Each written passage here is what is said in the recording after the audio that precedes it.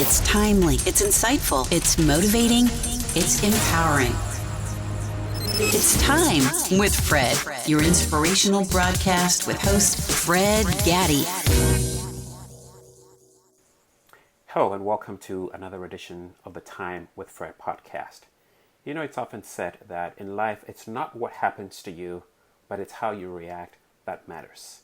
For our guest today on the Time with Fred podcast, it was all about the reaction to what happened to her in life. She has a very powerful story about how her reaction to life changed everything for her. And she is Jenn Andrews. Jenn, thank you for coming on the Time with Fred podcast today. Thank you for having me. Before we start, just have you introduce yourself a little bit to our audience. Tell us a little bit about who you are before we dive into your story today. Yeah, well, I'm Jenn Andrews, and I live in Charlotte, North Carolina. I am a mom of two. I have two dogs, and I live with my husband. And before my life kind of got turned upside down, I had an 8-year insurance background, and then I kind of shifted to health and wellness. Which is kind of ironic, just that those two things were my background and then kind of where my life progressed. When I was pregnant and they were massaging my foot, the nail tech did, and they found a pea-sized nodule. I had zero pain. You really couldn't see it unless you really pressed down hard. And again, even when you press down hard, I didn't have any pain. So I had a physician look at it and he said, oh, this is nothing to worry about. This is a ganglion cyst. For those of you who don't know, a ganglion cyst is just a benign cyst.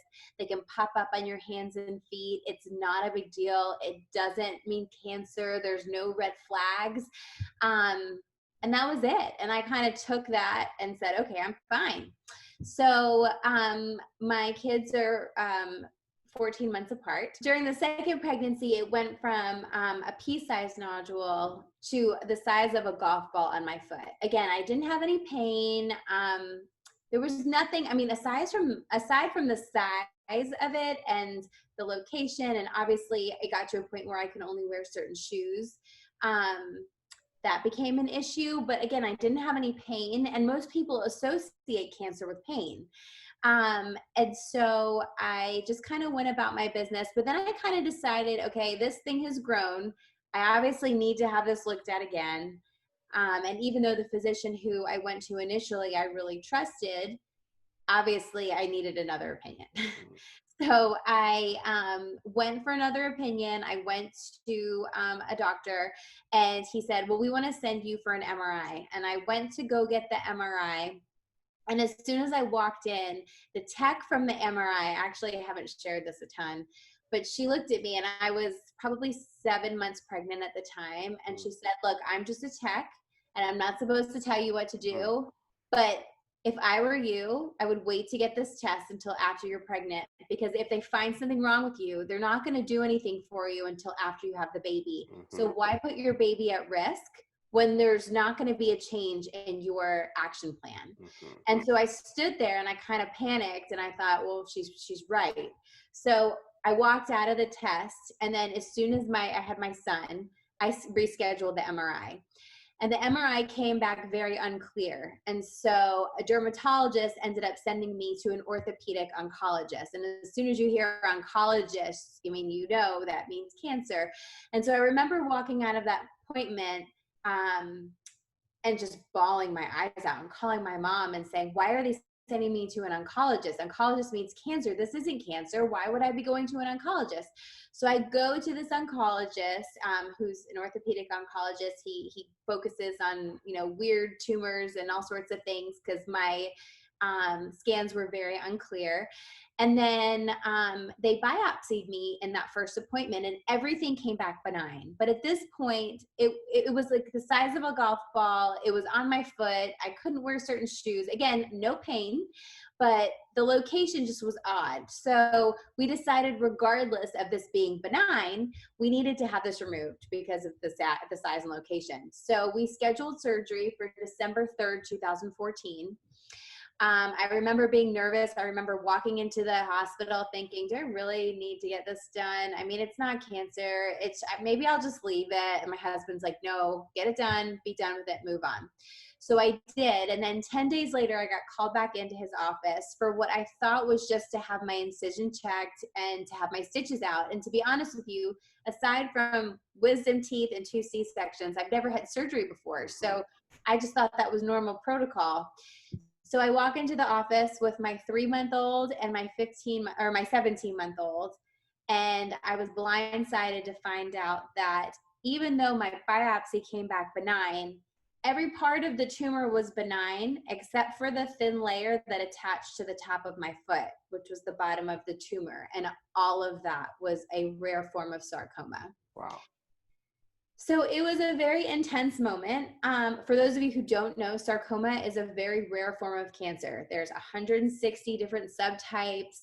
The subtype I had, they didn't even really pinpoint exactly what it was. So I more had a general diagnosis of a low-grade myxoid sarcoma, which is really, it's a very broad diagnosis. And if you even Google that, I mean, I think there were 44 reported cases before mine.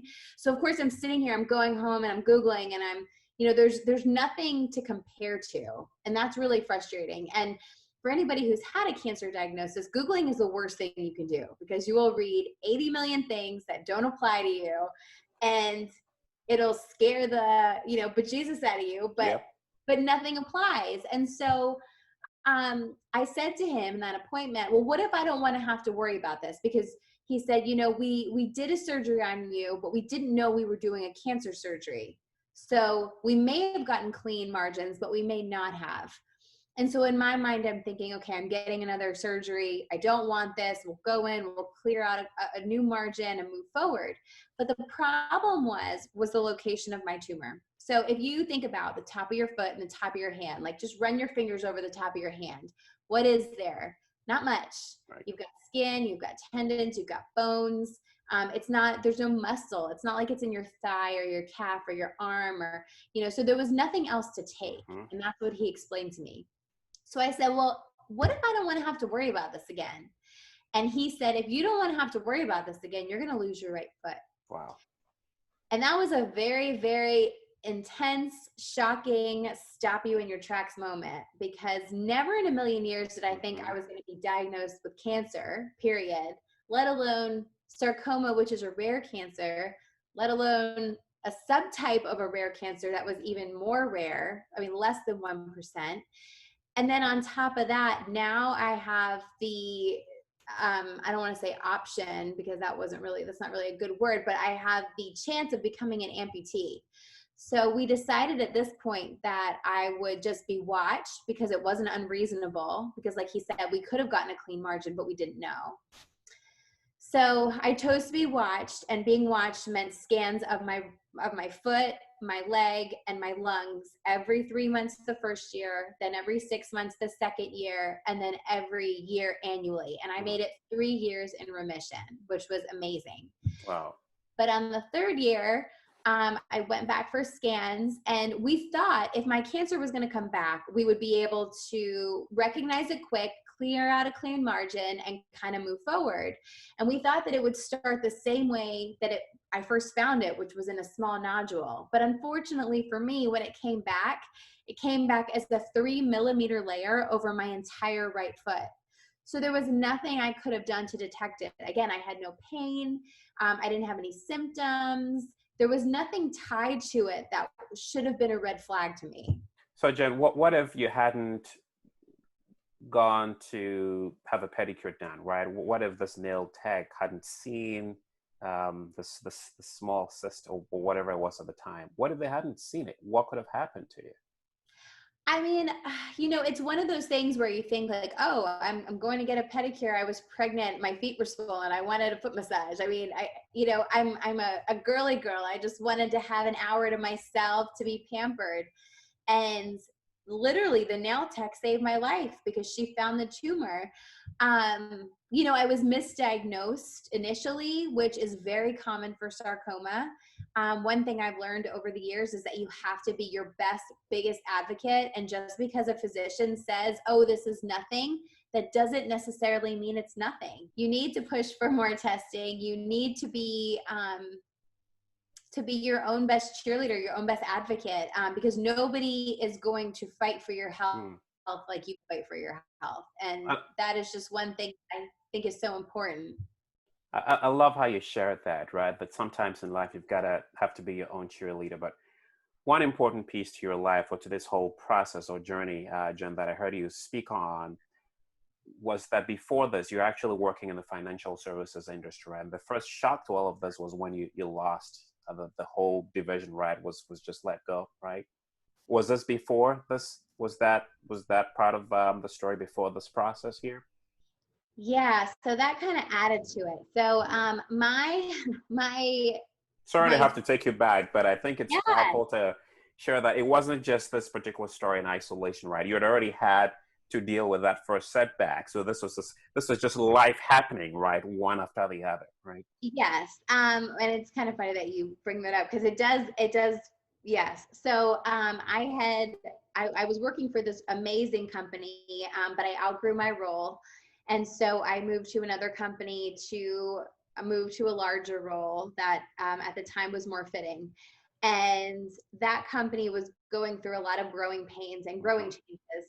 And when I was pregnant with my daughter, they decided to do a restructure, and I made it through that restructure. Then 6 months later, they did another restructure. I made it through that restructure. And then a week before my scheduled C-section, they eliminated my region with 3 others. So within a 3-month time span, I had lost my job. I was a mom of 2 under 2, and I was diagnosed with cancer. This is like going from 0 to 60 in like 3 seconds, right? Figuratively, right? Right. How does one deal with that shock? Because we all go through life, Jenn, where things are good, right? Once upon a time, life's great. I'm just gonna go ahead and just have some girl time, right? Have my nails done, and then all of a sudden, the whole world just turns up. How does one deal with a shock? Because I think it's often when you hear other people share their story, but when you go through that, right? I mean, from one to the next to the other, it becomes so surreal. How were you able to deal with those back-to-back adversities in life, so to speak? How were you able to wrap your mind around everything that was going on? It was a lot. It was overwhelming. I was very career focused, but I was also this emotional new mom. And then now with cancer, and a rare cancer at that, and I was told, to add to it, if my cancer were to spread, it would go to my lungs, which is a completely different ballgame than having cancer in your foot. So the fear of me not being there for my kids and missing out on my life kind of trumped everything else. So I was emotional about losing my job at first, and the timing of it 5 days before my scheduled C-section was just, well, I'm over it now, but I mean, from a corporate standpoint, it probably wasn't their best choice. But then from how things played out, it almost like it was meant to be part of the story. And I didn't feel that way at first, but it kind of made me shift. So from there, I started to become very into health and wellness, especially, being just diagnosed with cancer. I wanted to, I had always been, exercise was always important to me, but then it became this whole new level of, okay, nutrition, and I'm following and reading about alkalinity and how that helps you as a cancer patient and how cancer can't thrive in an alkaline environment. And so that kind of took over. And then I ended up creating this business out of it and became a health and wellness coach. So it was kind of this segue from, insurance to health and wellness based on my cancer diagnosis, and also just wanting to be healthier after having a baby. And so that's what I focused on. And then I gave myself these benchmarks and I said, okay, well, if I can grow my business to X amount by this date, I'm going to keep going. And if I can hit this date by this date. And so I'm very goal driven. So for me, I just set these goals and then I move forward. And every time I got to that benchmark, I was hitting those goals. So there was never that point where I kind of turned around and said, well, maybe I should just go back to trying to do what I did before. But then from there, at my 3-year mark, when my cancer came back, and obviously at this point, I'm, again, still very health and wellness focused. The idea of having my foot amputated to save my life, but also losing my mobility was gut-wrenching. And so, again, exercise, running, all of that was so important to me. And in my mind, in my first meeting with him, all I could think about was losing that. How am I going to walk? How am I going to run? How am I going to be this mom who keeps up with their kids? How am I going to do all these things? How am I going to be this health and wellness coach, motivating people to get out there and move because you can and run and do all these things when I can't physically do that? Yeah. Because like everything that mattered to you was just being ripped, right? Like the job, the wellness coach, now your health. I mean, it's an important part, right, of your body, right? Everything that mattered to you was just being pulled apart. That must have been hard, right? It was hard. It was a lot. But, it takes a lot for me to like a doctor. And I've said this in many interviews. And I've said this to him directly. My oncologist is literally probably one of the best humans you'll ever meet in your entire life. He's brilliant, but he also has amazing bedside manner and amazing communication. And so when we went into that meeting, when he knew that my cancer was back and I didn't know yet, after he told me, and he told me what my options were, which I could amputate my foot, I would get a prosthetic, I would learn to walk again, and I would be here. He kind of refocused me, and he knew where my heart was. And he said, look, he was like, if you want to be here for your kids, if you want to be at high school graduation, if you want to dance at their weddings, if you want to be here for every moment, you're going to do this and you're going to be here. And right then I knew that this is what I was meant to do. This is what I have to do. I have to be here. I mean, my kids at the time were 2 and 3. I can't leave my 2 and 3-year-olds. I need to be there. I need to be the mom that I'm supposed to be. I need to be helping people. But what I didn't realize that in the process of my grief, all of the people who kind of were touched along the way and how that snowballed into this amazing nonprofit that currently is. So, deciding to amputate my foot was not an easy decision. It was hard and I struggled big time. Thank you. And Jenn's website is www.moveforjen.org. Definitely check it out and see what you can do to help be a part of this revolution that's out there changing lives. Thank you again for watching Time with Fred. Thank you again. And until next time, stay well. Thanks for watching, and until next time. Thanks for tuning in to the Time with Fred podcast. And until next time, stay well.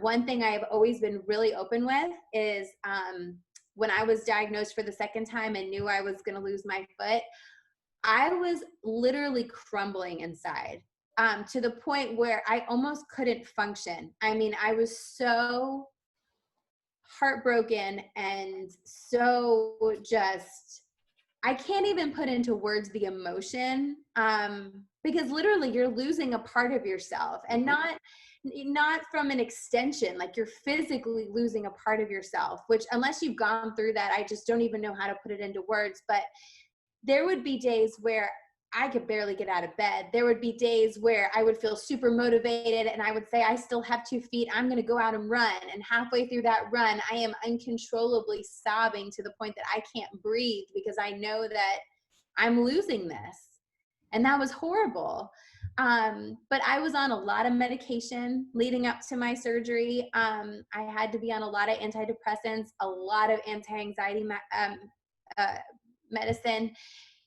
For me, like I told you, before my first foot surgery, the only surgeries I had were 2 C-sections and wisdom teeth. So like having a health issue was still new to me, and having a surgery like that is terrifying and was also still new to me. So the week before my surgery, I had been stewing on this for a couple weeks, but being a health and wellness coach, I wanted to put a message out there, and I took to blogging too. And I've shared this with a lot of people because I mentor a lot of people now who go through cancer. Yep. And when you're going through it, or somebody who's in your immediate household is going through it, everybody wants an update all the time. Yep. And being the person to repeat that over and over and over is just so emotionally and mentally draining that I like you're doing now, right? I imagine you've had several podcasts, right? So every time you have to relive this, I'm sure bring back very painful memories, doesn't it? It does, but it's not painful anymore because there's purpose behind it now. Love it. Where before I didn't have the purpose yet. So, but yeah, it was hard. So I took to blogging because that was an easy outlet. It was cathartic for me to write. I like to write. I majored in communications and journalism, so writing was right up my alley. And I took to that so I could let it all out one time, and then anybody who needed to know about it could read about it, whether that was someone in my immediate family, whether that was some of my good friends. And it's not that I didn't want to have those personal conversations. It's that I just emotionally and physically couldn't. It was just too much. Mm-hmm.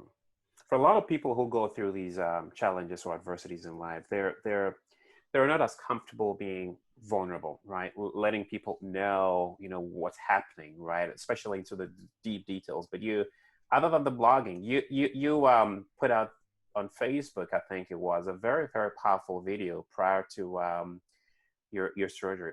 Why? How comfortable, first of all, was it for you to go public, right, with this major surgery that you're about to go through, and what drove that for you?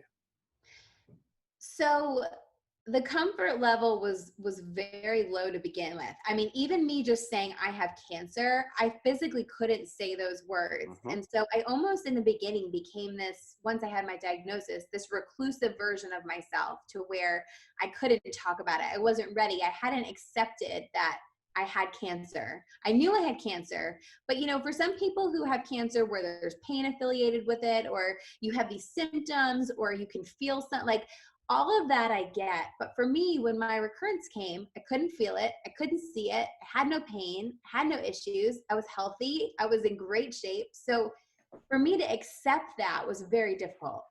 But once I accepted it and kind of put it out into the world, I had been stewing on the idea of doing a Facebook Live the week before my surgery. And I heavily cried, I would say every day from my original diagnosis until my surgery day. I mean, it was just the hardest time in it was awful. The anticipation of not knowing, there was so much that was just so scary about it. And the actual procedure, I mean, it's terrifying if you think about it. So the week before my surgery, I had built up enough courage to do this Facebook Live. And it really was meant to be a message to my friends, my family, and my clients, just to appreciate mobility, appreciate what your body can do, because it could be taken away in just a moment's notice. Yeah. And just to get out and move on my surgery date, be thankful for what your body can do, and do in honor of me and everybody else who wanted to be out doing something, some form of movement, other than what they would be doing when I knew I was going to be on an operating table and in a hospital bed. And I think for me that meant so much, because even for my original surgery, which was 3 years prior, every year on my anniversary date, no matter how I felt, no matter what I was doing, no matter what the day held, no matter if it was raining, I went outside and I went running. And it was because I could. And now this was going to be taken away from me. And I wanted other people to appreciate, wow, I have 2 feet. I can get out and do this. Yeah. And that message ended up going viral and reaching a lot of people. I don't know the total count now, but I think it's just under 100,000 views. And it's still going. I watched it only last week, and I still went out and walked because I could. So it's still going.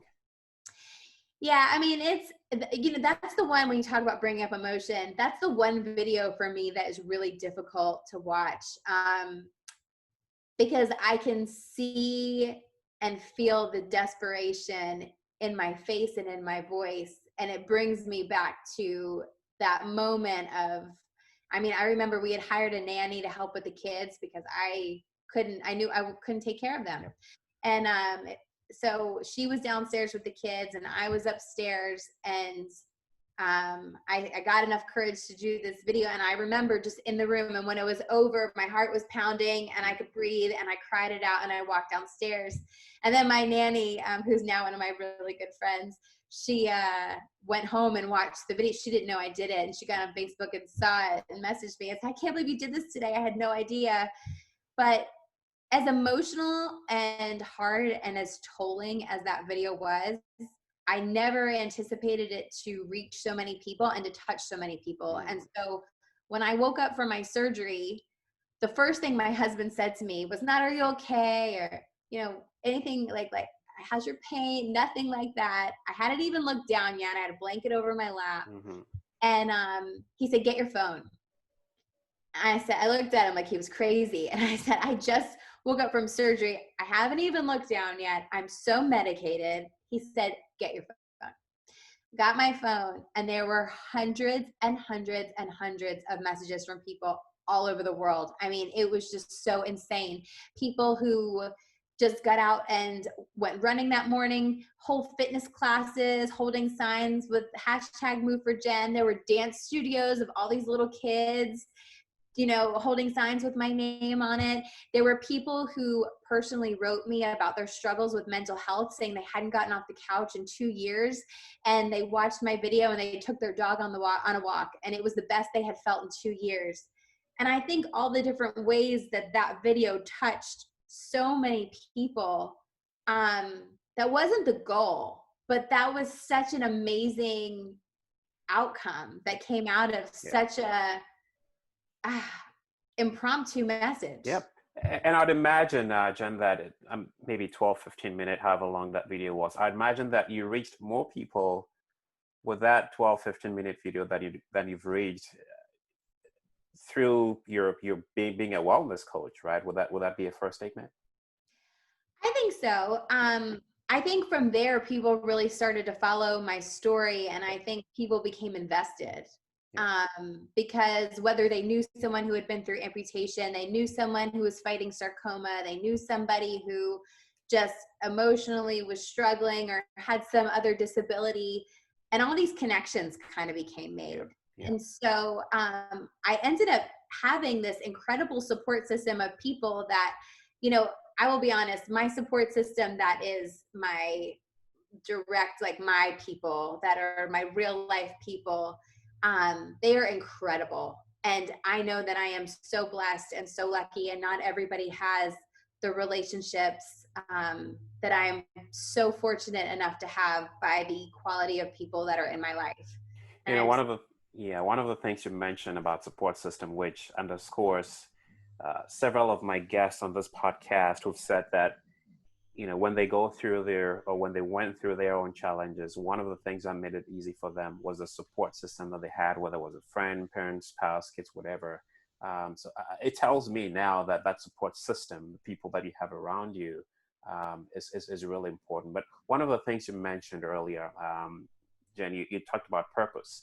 And it's often been said that our purpose in life is usually born out of the adversity that we go through. Would you agree? 100%. Yeah. And who would have thought that, what you went through with the job loss, with the amputation, with the surgery, would lead to this purpose? Or we're going to talk about Move for Jen in a moment. But how often do we miss out, on our purpose in life because we we tend to look down upon some of the adversities in life that we go through because we don't want to talk about them because it's painful, and rightfully so, right? We're not minimizing, the adversities in life that we go through. But if we could only look at things from a different perspective, I bet that would our perspective on adversity would change a lot, just like it did for you, right? Leading up to Move for Jen, right?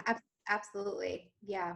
At what point did it occur to you to kind of start this nonprofit Move for Jen? Was it after the surgery? So yeah, it was after the surgery. When I got diagnosed with my sarcoma and then amputation, I didn't have this. I had an amazing support group of people, but I didn't have a support group of people who knew about what I was going through because they had gone through it. And so I actually took to Instagram hashtags, which I know a lot of people make fun of hashtags, but there is purpose behind those hashtags. And I found some amazing people. And that's one of the reasons why I became so public with my story, is because it took a lot of work to find those people. And I thought, if I could put my story out there and help one person, then there's purpose in that. So that's kind of what I did. But the reason my foundation was born, so my surgery was March of 2018.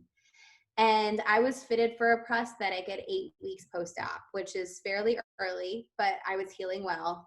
And I remember in the initial appointments, I said, okay, let's talk running blades. I want to talk running blades. And they're like, whoa, we want to get you walking. Don't get ahead of yourself. I said, okay, that's fine. I just want to understand what my options are so I can start researching, because you have to learn to walk again. And in my mind, I thought they just like give you a prosthetic, you put it on, and then, you just go.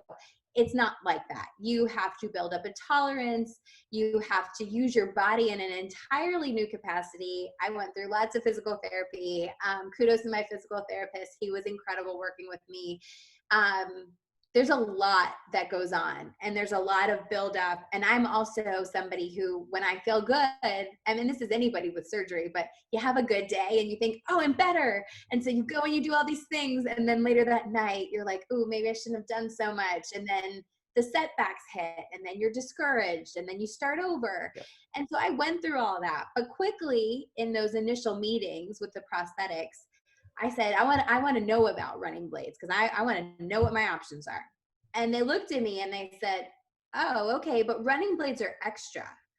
And I looked at them and I said, okay, well, what does extra mean? And they're like, you have to pay for that out of pocket. Insurance doesn't cover that. Now, when I was in insurance, I wasn't in medical. I was in ancillary, which is all the additional lines of coverage. But from a medical perspective, they don't cover that because they don't deem it necessary. So I remember sitting there in that appointment thinking about all of the people who aren't being active because they are in insane medical debt from having cancer. I'm thinking about all the families, because for those of you who don't know, sarcoma makes up between 15 and 20% of all pediatric cancers. So how many kids out there aren't running because their parents can't afford it? And every time I say that statement, it makes my blood boil, my blood pressure rises, and it makes me angry. Running should not be extra for anybody. And from there, our foundation was born. Tell us a little bit about Move for Jen as we kind of pivot a little bit here, because I think it's important for our listeners and viewers to see or to know exactly what you're doing. And the website is going to be on the screen. But tell us a little bit about Move for Jen, what you stand for, what your needs are, and how people can help support this very important movement, really, that you're embarking upon. Yeah, absolutely. So we launched our nonprofit Move for Jen in May of 2018. So it was 2 months after I lost my leg to sarcoma. We became a 501c3 in February. Of course, when we applied, it was like right when the government shutdown happened. So things took a little longer, but we are an approved 501c3.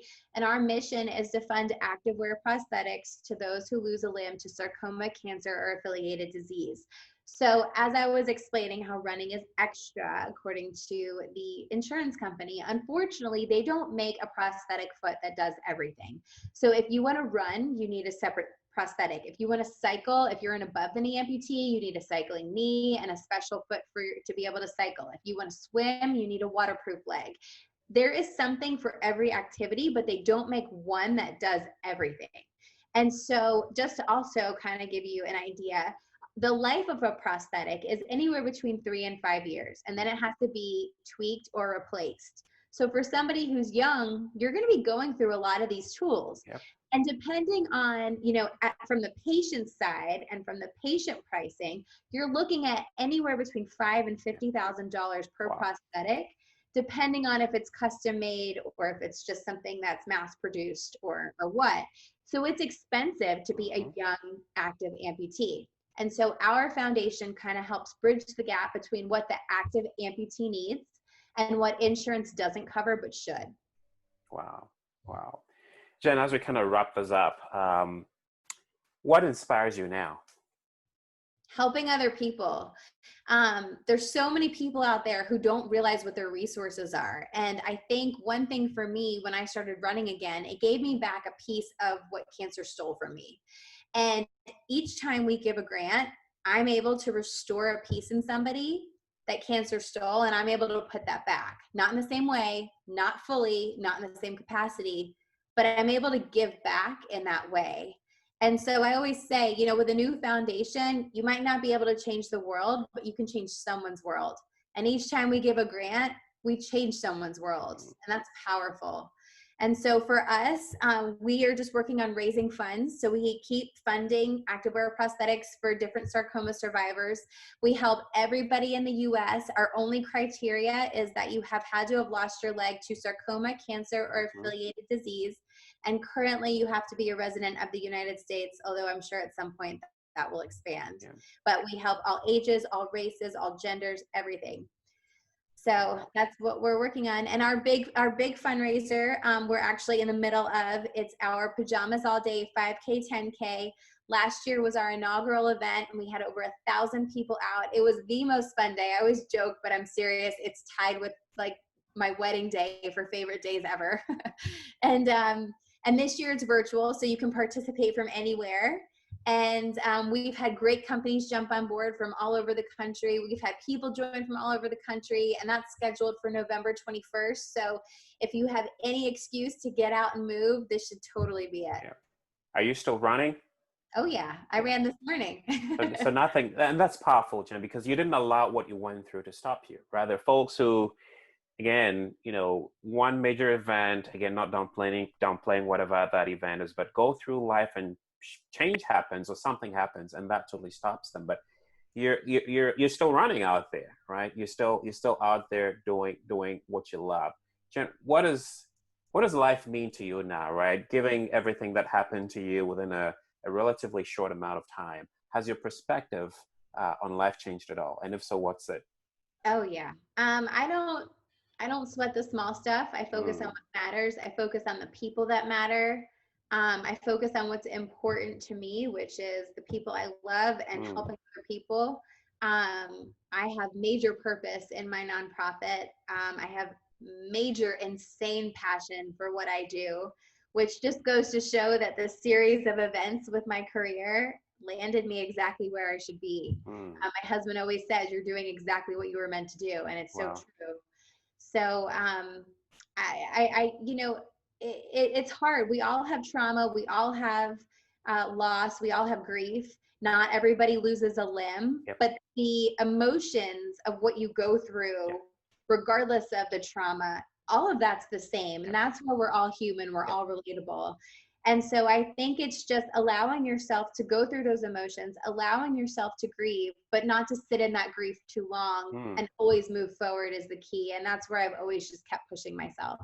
I love that. And you stole the words right out of my mouth, Jake. So I was going to say that your husband told you, you are where you're supposed to be. And who would have thought that, the painful experiences, right, that you had to go through is what has brought you here. And there's someone that's watching right now as we wrap it up, Jenn, listening, watching, who may have just had to deal with a major life event, may just be coming out of one, or may just be walking into one. Someone rightly said that, in life, there are three different stages, right? You may either be in some major event, or just coming out of one, or just walking into one.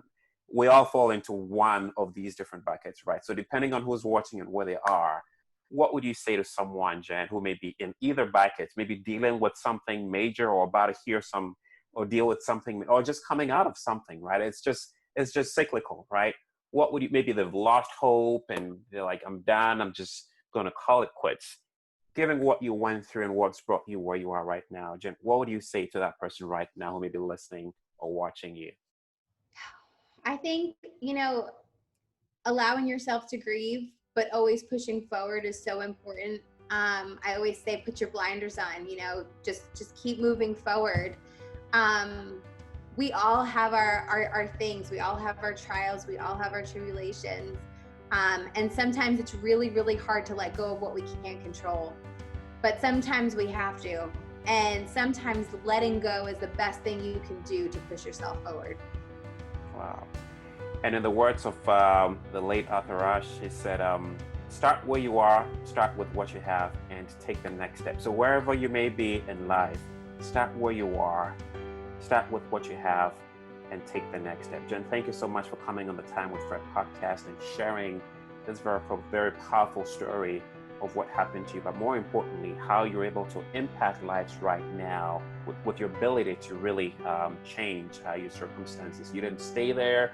Of course, it knocked you down and it changed a lot of things for you, but you're still out there living out your purpose with what happened to you. So thank you again for giving of yourself, Jenn, and inspiring us with your story. Thank you so much. And if you're watching or listening, thank you for watching and thank you for listening. Thank you.